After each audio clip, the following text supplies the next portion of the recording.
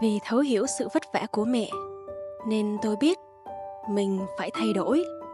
Hồi đó, để có tôi trên mâm cơm thì mẹ phải mua đủ thứ.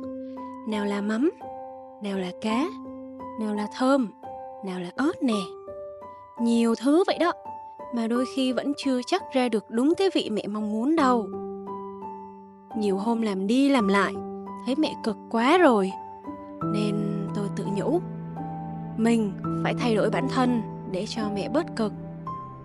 Giờ đây, mỗi lần mẹ cần thì chỉ việc mở nắp, đổ ra chén là có ngay mắm nêm thơm ngon. Mà mẹ thì không cần phải tất bật như trước nữa.